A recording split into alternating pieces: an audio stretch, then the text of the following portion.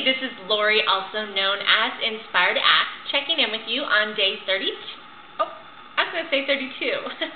33 of my raw food challenge, and I'm going along really well. I have to say, I made Jenna Norwood's 30-day raw food challenge.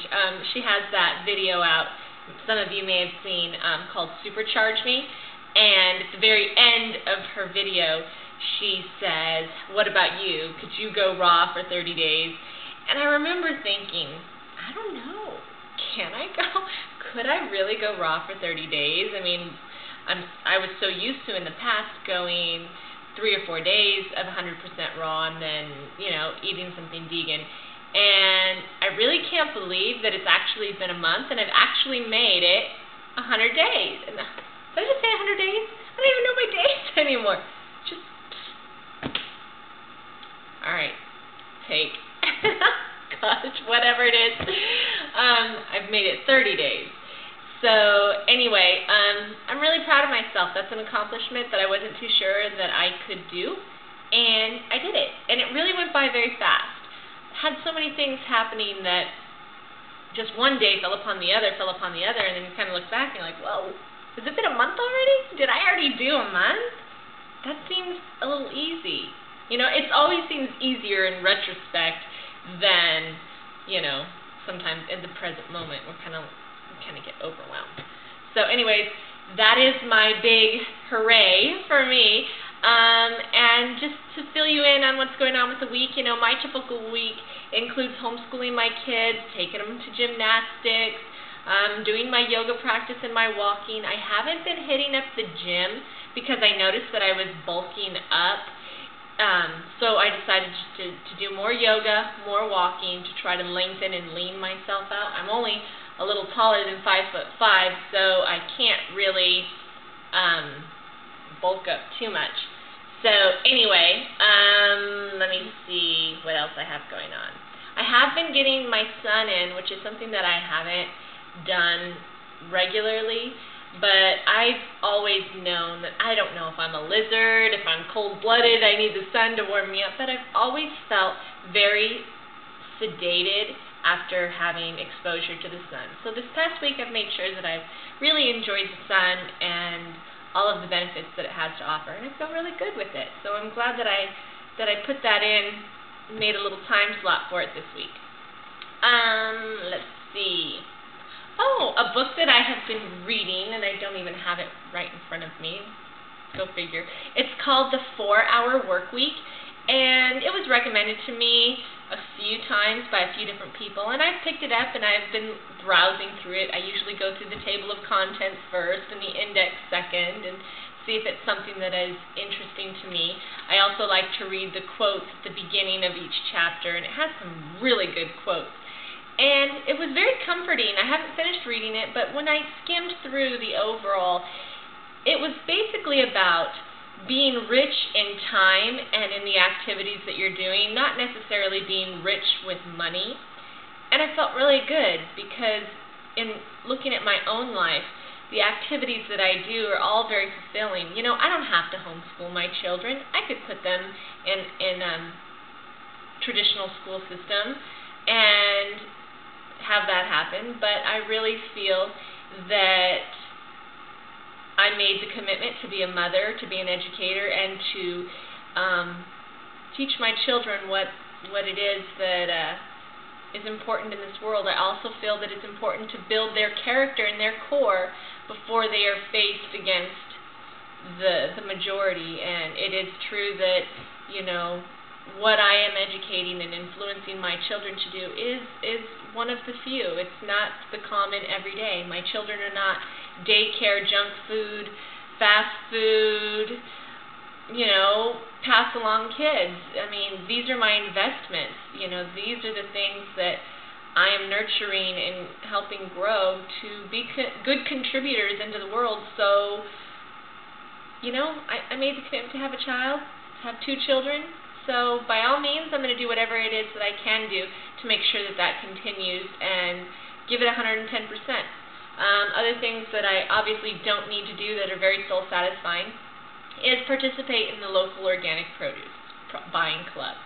I feel very good bringing awareness about the importance of organic produce, and just making sure that people understand that this is important. We need to be eating fruits and vegetables, no matter what your diet. If you eat anything, the number one most important part of it is the fruit and vegetables. So that's really wonderful to be a part of that. Encourage health and well-being through the Organic Produce Buying Club, and not only just health and well-being with ourselves, but also with the environment and the local community and with our socialization. I mean, here we are all connecting with one common interest, and it's very good. The other things that I do that are very satisfying for my time, where I feel very rich, is that I have the opportunity to help people with their health and well-being through my work, through my practice. As I've talked about before, I am a health and wellness practitioner. It all started years ago when I went to massage school and went through all the various courses that I needed to. And once I finished with that, I continued on with certification in group fitness and personal training. And then after I finished that, I went into purification, nutrition, and detoxification. And at that time, I learned a lot with Bernard Jensen and Robert Lee and all sorts of different pioneers as far as in the health industry, and learned a lot about purification, herbal remedies, things of that nature, colonics, you name all of the alternative things out there. I really dove into the study of that to really balance everything out. And now it's on to raw foods, which again was a few years ago that I learned, but I really didn't embrace it as much as I have lately. And I truly believe that, you change your food, change your biochemistry, and you change your life. You change your spiritual consciousness. It changes everything. You never know how just one little aspect, one little change will change your entire life, one little action. So it's not to be underestimated. Other soul-satisfying things that I do are working in the garden and creating and growing food that is here for us, whether it's medicine or for beauty or for just to eat, whatever it's there for. So I felt very good reading this book and felt that I'm already in alignment with it. I'm already doing it, These books are here, they're great. They're just an affirmation of what I already know inside myself. And there was one quote in it, I wish I had the book with me, but it basically said that if you find yourself living a mainstream life, the one of where everybody is, the popular destination, the popular path, that it's time to reflect your life. And I really do believe that I tend to gravitate towards the unusual or the road less traveled or whatever it is that you want to call it. But that alternative lifestyle has only proven to me that I'm living what I feel is true, living my authentic self, not based on what it is everybody else is doing. So anyway, I am starting to ramble. But anyways, it's been a really good book, and I enjoy it. I've had a couple of people see me reading it and said, I don't have time to read the 4-Hour Workweek. My work week's so busy, I don't even have time, and somebody needs to read that for me, and they're just laughing and joking, and I kind of just, I think about it for a second, because that's exactly the point. You have no time. What is your day filled with? What is really happening here? I mean, are you doing what you really want to be doing? Is this what you love? If this was the last day that you had to live, is this how you would be spending it? Really? I mean, come on. You got to think about these things. Does it take a devastating car accident to bring this awareness to you? Does it take losing someone that you love before you sit down and reflect on your life and the way that it's going down? I mean, I think that we should honestly take the moment when the sun rises to appreciate what we've been given and where we can go with our lives, and not to take these things for granted. Time is so precious. Make sure that it matters. So anyway, I feel very rich in my life, if I do say so myself. I have the time that I need. I create the time that I need, to make sure that I'm doing the things that feel right to me. Doing my yoga, eating my raw foods, going on walks, spending time with my children, my friends, my family, getting into the community, doing good work, doing good service, and not for any monetary return, but doing it because it feeds the soul. So anyway, I will check in with you guys again later because I think this is a long video. There are some tips. I'm going to be making a video. I'm going to finish this and then start it up again.